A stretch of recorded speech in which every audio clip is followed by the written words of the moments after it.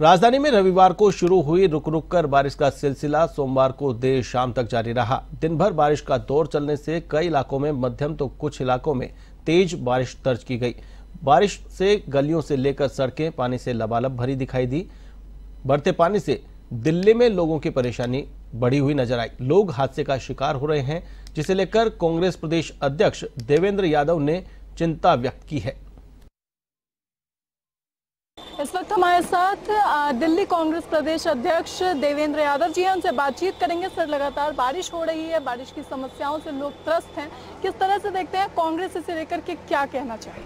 देखिए, हम लगातार इस बात को उठाते रहे, लेकिन दुख इस बात का है कि जो दिल्ली की सरकार है वो आज उसकी तरफ उसका ध्यान नहीं है। उनका ध्यान सिर्फ इस बात पर है कि किस तरीके से उनके जेल गए नेताओं को बाहर निकाला जा सके। उनकी चिंता इस बात की है कि जो आने वाला चुनाव है उसमें वो अपनी कैसे उपस्थिति दर्ज करा सकें। आज ज़रूरत इस बात की थी कि दिल्ली की जनता ने बड़ी उम्मीदों के साथ इन लोगों को चुना था, और एक बार नहीं दो बार चुना। 10 साल होने को हैं, आज भी थोड़ी बारिश के बाद जल भराव हो जाता है। आज भी थोड़ी सी बारिश के बाद पहली बार हमने सुनने में आया कि बारिश के वजह से नाले में डूबकर बच्चे और उसकी माँ एक्सपायर हो जाती है।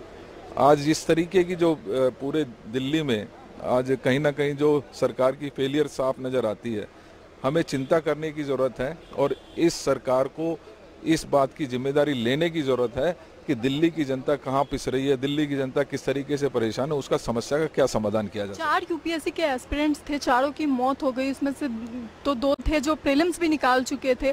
उनके माता पिता की ओर से उन बच्चों ने ये मांग की थी, जो प्रदर्शन कर रहे थे, कि उनको कम से कम 1-1 करोड़ रुपए दे जाए और राज्य सरकार द्वारा भी मदद की जाए। आम आदमी पार्टी ने उस पर कोई बयान नहीं दिया, उसे कैसे? दुख इस बात का है कि माननीय केजरीवाल जी जेल में बैठ के ये चिट्ठी तो लिखने के लिए उनके पास समय है कि 15 अगस्त को झंडा कौन फहराएगा।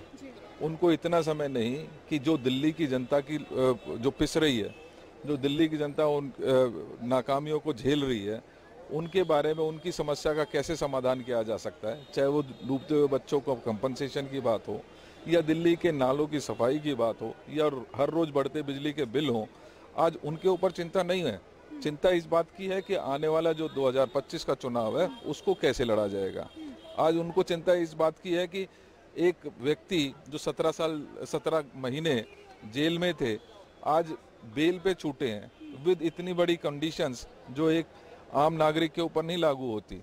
उनको हर हफ्ते में 2 बार थाने में जाके अपनी उपस्थिति दर्ज करानी है, लेकिन उनको उस चीज़ की चिंता नहीं है। उनको तो अपनी पदयात्रा निकालनी है, उनको तो लोगों के बीच में जाकर ऐसा प्रतीत करना है जैसे तो वो कोई बहुत बड़ा जंग जीत के आए हों। माफ़ कीजिएगा, आज ज़रूरत इस बात की है कि लोगों की समस्याओं का समाधान करे सरकार।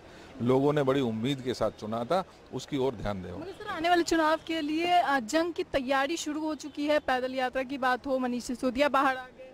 हमने कहा उनकी चिंता वो नहीं है। अगर उनको करना था तो लोगों की समस्या का समाधान करना चाहिए।